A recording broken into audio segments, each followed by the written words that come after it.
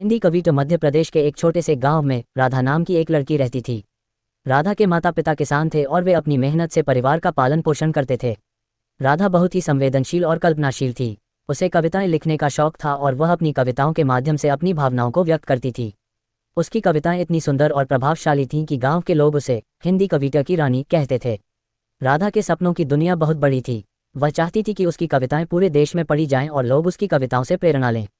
लेकिन उसके परिवार की आर्थिक स्थिति बहुत खराब थी और उसके पास इतनी सुविधाएं नहीं थीं कि वह अपनी कविताओं को छपवा सके या उन्हें बड़े मंच पर प्रस्तुत कर सके। फिर भी राधा ने हार नहीं मानी और उसने अपने सपनों को पूरा करने के लिए संघर्ष जारी रखा। गांव के स्कूल में एक सालाना कविता प्रतियोगिता आयोजित की गई। राधा ने उसमें भाग लिया और अपनी कविता सपनों की उड़ान प्रस्तुत की। उसकी कविता ने सभी को मंत्रमुग्ध कर दिया और उसे प्रतियोगिता में पहला स्थान प्राप्त हुआ। यह उसकी हिंदी कविता की पहली बड़ी सफलता थी। उसके शिक्षक और गांव के लोग उसकी तारीफ करने लगे और उसे आगे बढ़ने के लिए प्रेरित किया। एक दिन गांव में एक बड़े साहित्यिक कार्यक्रम का आयोजन हुआ जिसमें शहर के कई बड़े कवि और लेखक शामिल हुए। राधा ने इस मौके का फायदा उठाने का सोचा और अपनी कविताओं को वहां प्रस्तुत करने का निर्णय लिया। उसने अपनी सबसे प्रिय कविता आशाओं की किरण प्रस्तुत की। उसकी कविता ने सभी को प्रभावित किया और उसे बहुत सारे प्रशंसा पत्र और पुरस्कार मिले। यह उसकी हिंदी कविता के सफर में एक और महत्वपूर्ण मील का पत्थर था। राधा की कविताएं अब सिर्फ गांव तक सीमित नहीं थीं। उसकी कविताएं शहर के बड़े बड़े साहित्यिक मंचों पर भी पढ़ी जाने लगीं। उसकी हिंदी कविता ने सभी को प्रेरित किया और उसकी मेहनत और समर्पण ने उसे सफलता दिलाई। लेकिन उसकी कहानी यहाँ समाप्त नहीं होती। राधा ने अपनी कविताओं के माध्यम से समाज में बदलाव लाने का फैसला किया। उसने अपनी कविताओं में सामाजिक मुद्दों को उठाना शुरू किया और लोगों को जागरूक करने का प्रयास किया।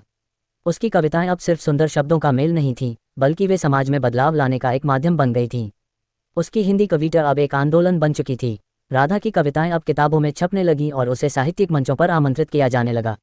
उसने अपनी मेहनत और समर्पण से साबित कर दिया कि अगर इंसान सच्चे दिल से मेहनत करे और अपने सपनों के लिए संघर्ष करे तो कोई भी मुश्किल उसे रोक नहीं सकती। उसकी हिंदी कविता अब हर घर में पढ़ी जाने लगी और वह सभी के लिए प्रेरणा का स्रोत बन गई। राधा की यह कहानी हमें सिखाती है कि सपनों को पूरा करने के लिए मेहनत और समर्पण की जरूरत होती है। उसकी हिंदी कविता ने न केवल उसे सफलता दिलाई बल्कि समाज में बदलाव लाने का एक माध्यम भी बनी। उसकी कहानी ने सभी को प्रेरित किया और साबित कर दिया कि सच्चे सपनों और मेहनत से हर मुश्किल को पार किया जा सकता है। इस तरह राधा ने अपनी कविताओं के माध्यम से न केवल अपने सपनों को पूरा किया बल्कि समाज में एक नई जागरूकता भी फैलाई। उसकी हिंदी कविता अब सभी के लिए प्रेरणा का स्रोत बन चुकी थी और उसने साबित कर दिया कि कविताओं की ताकत से दुनिया को बदला जा सकता है।